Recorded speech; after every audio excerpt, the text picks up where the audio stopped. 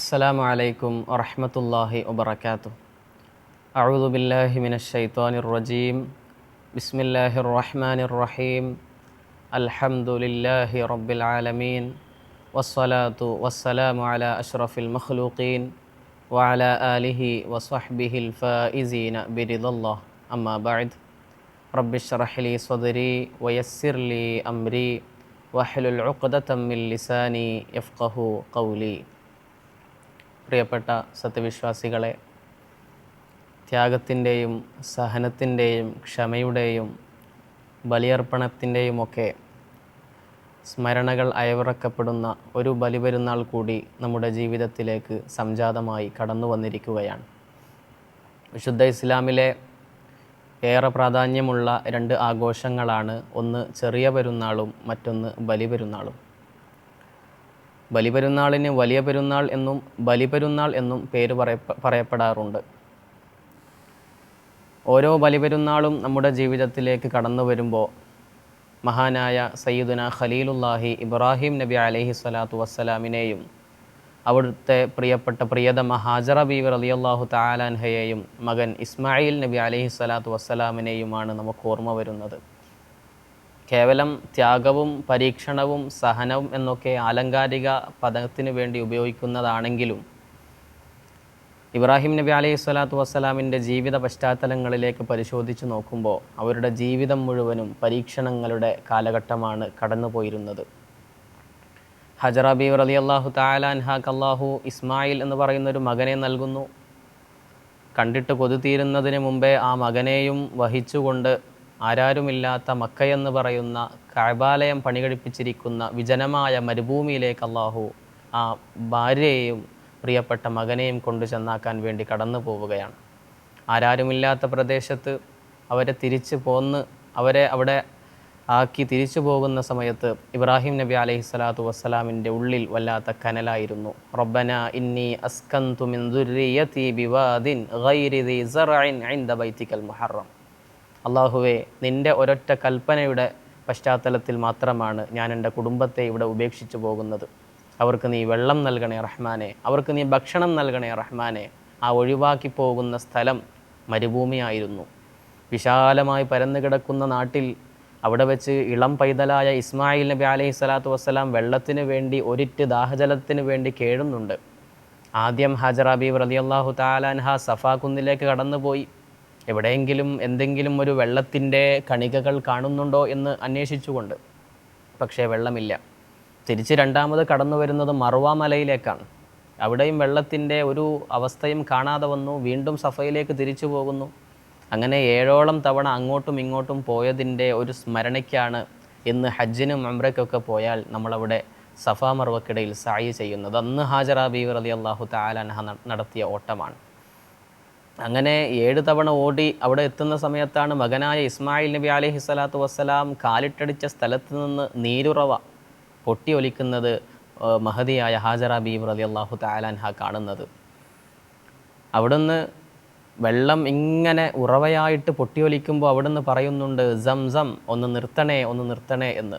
അതുകൊണ്ടാണ് ആ വെള്ളത്തിന് സംസം എന്ന പേര് നൽകപ്പെട്ടിരിക്കുന്നത്. അതിനുശേഷം വീണ്ടും പരീക്ഷണങ്ങളുടെ തീച്ചൂളകൾ കടന്നു വരികയാണ്. മകനായ ഇളം പൈതലായ ഇസ്മായിൽ നബി അലൈഹി സ്വലാത്തു വസ്സലാമിനെ അറുക്കാൻ വേണ്ടിയാണ് അള്ളാഹുവിൻ്റെ ഉത്തരവ്. അവിടെയും ഇബ്രാഹിം നബി അലൈഹി സ്വലാത്തു വസ്സലാം എന്ന് പറയുന്ന പുരുഷൻ, യുഗപുരുഷൻ പിന്മാറിയിട്ടില്ല. അതുകൊണ്ട് തന്നെയാണ് വത്തബിഉ മില്ലത ഇബ്രാഹിമ ഹനീഫ, നിങ്ങൾ ഇബ്രാഹിം നബിയുടെ പാരമ്പര്യത്തെ, മില്ലത്തിനെ നിങ്ങൾ പിന്തുടരണം എന്ന് അള്ളാഹുവിൻ്റെ ഖുർആൻ പറയുന്നത് വെറുതെ ഒന്നുമല്ല. അങ്ങനെ ആ ഒരു പരീക്ഷണത്തിലും മകനായ ഇസ്മായിൽ നബി അലൈഹി സ്വലാത്തു വസ്സലാമിനെ അറുക്കണം എന്ന് പറയുന്ന പരീക്ഷണത്തിലും ആ പ്രിയപ്പെട്ട പിതാവ് വിജയിക്കുകയാണ്. ഇബ്രാഹിം നബി അലൈഹി സ്വലാത്തു വസ്സലാമിൻ്റെ പിതാവിനെ സംബന്ധിച്ചിടത്തോളം ഖുർആനിൽ പറയുന്നത് അദ്ദേഹം ഒരു ബിംബാരാധനയിൽ മുഴുകിയ മനുഷ്യനായിരുന്നു. അതിനുശേഷം സത്യം വിളിച്ചു പറഞ്ഞതിൻ്റെ പേരിൽ നമ്രൂദ് എന്ന് പറയുന്ന ധിക്കാരിയായ രാജാവിൻ്റെ കിങ്കരന്മാരുടെ പൊട്ടക്കിണറ്റിൽ, വലിയ കിണറ്റിൽ, നമ്മളൊക്കെ മദ്രസ പാഠപുസ്തകങ്ങളിൽ പഠിച്ചിട്ടുണ്ട്. ആ കിണറ്റിലെ ചൂട് അനുഭവിച്ചു കഴിഞ്ഞാൽ ആകാശത്തുകൂടി വാനലോകത്തുകൂടി പറന്നു പോകുന്ന പറവകൾ പോലും ആ ചൂടിൻ്റെ കാഠിന്യം കൊണ്ട് താഴേക്ക് പതിക്കുമായിരുന്നു എന്ന്. പക്ഷേ അവിടെയും അള്ളാഹു ഇബ്രാഹിം നബി അലൈഹി സ്വലാത്തു വസ്സലാമിന് സമാശ്വാസം നൽകുകയാണ്. ഖുൽനാ യാ നാറു കൂനി ബർദം വസലാമൻ അലാ ഇബ്രാഹിം. ഇബ്രാഹിം നബിക്ക് അള്ളാഹു സന്തോഷവും തണുപ്പും നൽകുകയാണ്. ഇങ്ങനെ എത്ര പരീക്ഷണങ്ങൾ. അങ്ങനെയൊക്കെ ബലിപെരുന്നാളിൻ്റെ ആഘോഷങ്ങളിൽ നമ്മളിങ്ങനെ തിമർക്കുന്ന സമയത്ത്, അതിങ്ങനെ ആഘോഷിക്കുന്ന സമയത്ത് ഇബ്രാഹിം നബി അലൈഹി സ്വലാത്തു വസ്സലാമിൻ്റെ ജീവിതമാണ് നമുക്ക് മാതൃകയാകേണ്ടത്. ബലിപെരുന്നാളിനെ സംബന്ധിച്ചിടത്തോളം ഈദ് മുബാറക്, മഹാന്മാരായ സ്വഹാബത്തുൽ കിറാമൊക്കെ പെരുന്നാളിൻ്റെ സുദിനങ്ങൾ ആശംസാ വാക്കുകൾ കൊണ്ട് മറ്റുള്ള ആളുകളെ സമീപിക്കുമായിരുന്നു. പെരുന്നാളിനെ സംബന്ധിച്ചിടത്തോളം നമ്മൾ വീട്ടിൽ നിന്ന് വരുന്നത്, പള്ളിയിലേക്ക് പോകുന്നത് ഒരു വഴിയിലൂടെയും തിരിച്ച് പള്ളിയിൽ നിന്ന് വീട്ടിലേക്ക് തിരിച്ചു വരേണ്ടത് മറ്റൊരു വഴിയിലൂടെയും ആകണം എന്ന് പറയുന്നതിൻ്റെ ആവശ്യകത എന്താണ്? ഒരുപാട് ആളുകളെ സമീപിക്കാൻ പറ്റും, അവരോട് സലാം പറയാൻ പറ്റും, അവരോട് തഖബ്ബലല്ലാഹു മിന്നാ വമിൻകും സ്വാലിഹൽ അഅമാൽ എന്ന് തുടങ്ങുന്ന മനോഹരമായ ആശംസാവാചകങ്ങൾ കൈമാറ്റം ചെയ്യപ്പെടാൻ സാധിക്കും. സ്നേഹം അവിടെ രൂപപ്പെടുകയാണ്. അങ്ങനെ ബലിപെരുന്നാളുമായി ബന്ധപ്പെട്ട ഒരുപാട് സുന്നത്തുകൾ നമ്മൾ മനസ്സിലാക്കിയിട്ടുണ്ട്. കുളിച്ച് ഫ്രഷായി അത്തറ് പുരട്ടി ചെറിയ എന്തെങ്കിലും സ്നാക്കും ചായയും കുടിച്ച് നമ്മൾ പള്ളിയിലേക്ക് വന്നു. അങ്ങനെ എല്ലാവർക്കും മുസാഫഹത്ത് ചെയ്തു, കൈപിടിച്ചു, കുടുംബങ്ങളിലേക്കൊക്കെ ഒന്ന് കടന്നുപോയി. മരിച്ചുപോയ ഉമ്മ വാപ്പ കുടുംബങ്ങളെയൊക്കെ അവർ മരിച്ചുപോയവരാണ്. ഈ പെരുന്നാളിൽ നമ്മൾ സന്തോഷിക്കുമ്പോൾ അവർക്കും ആ സന്തോഷം പകുത്തു കൊടുക്കാൻ സാധിക്കണം. അതിനുവേണ്ടി നമ്മൾ ചെയ്യുന്നത് എന്താണ്? ആ മരിച്ചുപോയ ഖബറാളികളുടെ സമീപത്തേക്ക് ചെന്നിട്ട് അവർക്ക് വേണ്ടി യാസീൻ ഓതുകയാണ്. ഈ പെരുന്നാളിൻ്റെ സുദിനം അവരും കൂടി ഒന്ന് സന്തോഷിക്കട്ടെ. അതോടൊപ്പം പ്രാർത്ഥനകൾ കൊണ്ട് മുഖരിതമാക്കാൻ നമ്മൾ ശ്രദ്ധിക്കണം. പ്രത്യേകിച്ച് ഈ ബലിപെരുന്നാൾ എന്ന് പറയുന്നത്, ആ പേരിൽ തന്നെയുണ്ടൊരു വാചകം, ബലി പെരുന്നാൾ. ഇത് അറവിൻ്റെ ദിവസമാണ്. ഈ ദിവസത്തിൽ ഏറ്റവും പ്രധാനപ്പെട്ട ഒരു ഇബാദത്താണ് ഉളുഹിയ്യത്ത് എന്ന് പറയുന്നത്. ഈ ഉളുഹിയ്യത്ത് നമ്മൾ അതിന് അർഹരാണെങ്കിൽ അതിൽ പങ്കെടുക്കുകയും അതുപോലെ തന്നെ ഉളുഹിയ്യത്തിൻ്റെ അറവ് നടക്കുന്ന സമയത്ത് ആ ചടങ്ങിൽ നമ്മൾ സാക്ഷിയാവുകയും ചെയ്യേണ്ടതുണ്ട്. വലിയ പുണ്യമാണ്. സിറാത്തു പാലം എന്ന് പറയുന്ന പാലത്തിലൂടെ നിങ്ങൾക്കുള്ള വാഹനമാണ് നിങ്ങൾ ബലികർമ്മത്തിൽ വേണ്ടി പങ്കെടുത്ത ആ ഒരു ഷെയർ കൂടിയിട്ടുണ്ടെങ്കിൽ പോലും ആ മൃഗം നിങ്ങളുടെ സിറാത്തു പാലത്തിലുള്ള വാഹനമാണെന്ന് അല്ലാഹുവിൻ്റെ റസൂൽ സ്വല്ലല്ലാഹു അലൈഹി വസല്ലമ തങ്ങൾ പറയുന്നുണ്ട്. അപ്പോൾ ഇങ്ങനെ ഒരുപാട് പോരിശകളുണ്ട് പെരുന്നാളിൻ്റെ സുദിനത്തിൽ. വളരെ സന്തോഷിക്കേണ്ട ഒരു ദിവസമാണ് ബലിപെരുന്നാളിൻ്റെ, അതുപോലെ തന്നെ പെരുന്നാളിൻ്റെ ദിവസം എന്ന് പറയുന്നത്. മഹാനായ റസൂലുള്ളാഹി സ്വല്ലല്ലാഹു അലൈഹി വസല്ലമ തങ്ങൾ ഒരു ദിവസം ഒരു പെരുന്നാളിൻ്റെ സുദിനത്തിൽ വീട്ടിലേക്ക് കടന്നു വരുമ്പോൾ അവിടെയുള്ള ചെറിയ മക്കളൊക്കെ കൈകൊട്ടി പാട്ട് പാടുകയാണ്. അപ്പോൾ അള്ളാഹിൻ്റെ റസൂൽ പറയുന്നുണ്ട്, പെരുന്നാളിൻ്റെ ദിവസമല്ലേ അബൂബക്കർ തങ്ങളെ, അവരൊന്ന് പാടിക്കോട്ടെ, ആനന്ദിച്ചോട്ടെ എന്നതാണ്. ഈ ബലിപെരുന്നാളിൻ്റെ ദിവസം നമുക്ക് ചെയ്യാൻ പറ്റുന്ന ഏറ്റവും പ്രധാനപ്പെട്ട സൽക്കർമ്മം കുടുംബങ്ങളെ സമീപിക്കുക, ബന്ധങ്ങൾ ഊഷ്മളമാക്കുക. നമ്മുടെ പ്രവാസികളായ സുഹൃത്തുക്കൾക്കും നമുക്കും പെരുന്നാളിൻ്റെ ദിവസത്തിൽ മാറ്റമുണ്ട്. ആ വിദേശികളായ പ്രവാസികളായ സുഹൃത്തുക്കളെ, മക്കളെ, വാപ്പയെ, ഉമ്മയെ, ഭർത്താവിനെ, ഭാര്യയെ, അവരെയൊക്കെ ഒന്ന് വീഡിയോ കോൾ ചെയ്ത് ഒന്ന് സന്തോഷം കൈമാറ്റം ചെയ്യപ്പെടുക. ഇതെല്ലാം പെരുന്നാളിൻ്റെ സന്തോഷങ്ങളാണ്. അനുവദിക്കപ്പെടുന്ന ഹലാലായ യാത്രകളിലൂടെ നമുക്ക് കടന്നു പോകാൻ സാധിക്കണം. പ്രാർത്ഥനകളെ കൊണ്ട് നമ്മുടെ ആ ദിവസത്തെ സമ്പന്നമാക്കണം.